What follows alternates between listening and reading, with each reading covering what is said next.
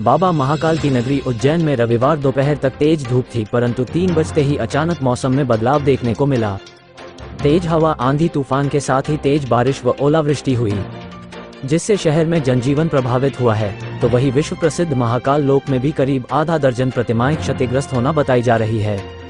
यहाँ सप्तऋषि की मूर्तियां क्षतिग्रस्त हुई है, कुछ मूर्तियां नीचे गिर गई और कुछ के सर व हाथ खंडित हुए हैं। घटना की जानकारी लगते ही शहर कांग्रेस अध्यक्ष रवि भदौरिया भी कार्यकर्ताओं के साथ मौके पर पहुंच गए और यहां भ्रष्टाचार का आरोप लगाते हुए आंदोलन करने की बात कही गई। तो वही प्रशासन की तरफ से जिला कलेक्टर कुमार पुरुषोत्तम ने कहा कि जल्द से जल्द क्षतिग्रस्त हुई सप्तऋषि की मूर्तियां को ठीक करने की बात कही है।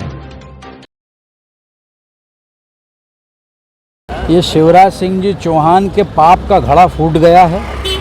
जो महाकाल के नाम पे लगातार दर्शन करने के नाम पे पैसे लेते हैं, इस महाकाल लोक में भी जो भ्रष्टाचार किया गया, लोकायुक्त में भी हमने शिकायत करी और 2 IAS अधिकारी और 15 अधिकारियों को नोटिस जारी किए लोकायुक्त ने, और लोकायुक्त को जांच के कागज तक यहाँ के अधिकारियों ने उपलब्ध नहीं कराए हैं। सप्तऋषियों की मूर्ति में से 6 मूर्तियाँ खंडित हुई है।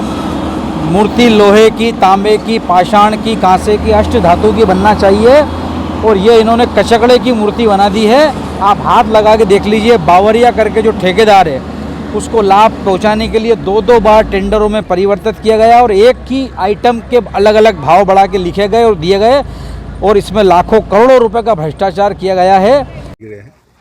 महाकाल लोक में चूँकि ओपन है, तो यहाँ पे जो सप्तऋषि की प्रतिमाएं हैं उसमें से कुछ प्रतिमाएं ज़मीन पे गिरी हैं। जो अभी हम लोगों ने देखा है, एक प्रतिमा का थोड़ा सा खंडित हुआ है।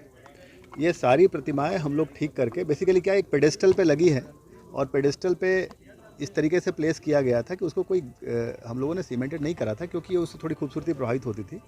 अब इतनी तेज़ आंधी में चूँकि नुकसान हुआ है, तो इसको हम लोग 3 दिन में ठीक करके व्यवस्थित कर देंगे। आपने देखा होगा, इतने बड़े महाकाल लोक में और कहीं भी किसी तरह की क्षति नहीं है।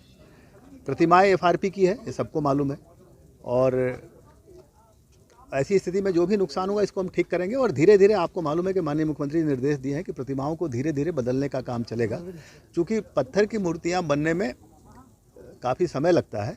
तो जो अल्टीमेट उद्देश्य ये है कि जो सारी प्रतिमाएं हैं, एक समय सीमा में इनको पत्थर की मूर्तियों में तराश करके परिवर्तित किया जाए, और वो काम अब लगातार आगे चलेगा। लेकिन देखिए, जिस तरह के आंधी तूफान थे, कई बार प्राकृतिक आपदाओं से इस तरह के नुकसान होते हैं, और स्ट्रक्चर में तो कहीं खामी नज़र नहीं आई। इतने लोग थे यहाँ पे, हज़ारों लोग परिसर में थे। आपको मालूम है कि एक पेडेस्टल पे मूर्तियाँ हैं, FRP की मूर्तियाँ हैं। तो इस तरह का आंधी तूफान, छोटी या बड़ी का क्या मतलब है? आंधी तूफान तो तेज़ आंधी तूफान था। देखिए, मेरा विषय तथ्य बताना है। मूर्तियाँ FRP की थी। गलत तब होता है जब आप किसी दूसरे अष्टधातु का कहीं टेंडर में उल्लेख नहीं था, FRP की मूर्तियाँ थी, FRP की मूर्तियाँ लगी हैं। इनकी ड्यूरेबिलिटी जो होती है वो बहुत लंबी नहीं होती है, ये सबके संज्ञान में है। और इसलिए आपको मैंने पहले बताया कि इन मूर्तियों को पत्थर की मूर्तियों में परिवर्तित करना है धीरे धीरे, जिससे कि आपने देखा होगा बहुत जगह पत्थर की मूर्तियां ही बाद में लगती हैं, जो कि लंबे समय तक चलती हैं। ये आज जो आंधी तूफान आए, इससे हम ये देखेंगे कि बाकी मूर्तियों की जो जमावट है पत्थरों पे, वो मजबूत हो, इस पे काम करेंगे। नहीं, महाकाल लोक बंद नहीं रहेगा। महाकाल लोक जनता के लिए खुला है। अभी जो आंधी तूफान था, मूर्तियाँ गिरी हुई थी, महाकाल लोक चालू रहेगा। महाकाल लोक बंद करने का कहीं कोई प्रस्ताव नहीं है।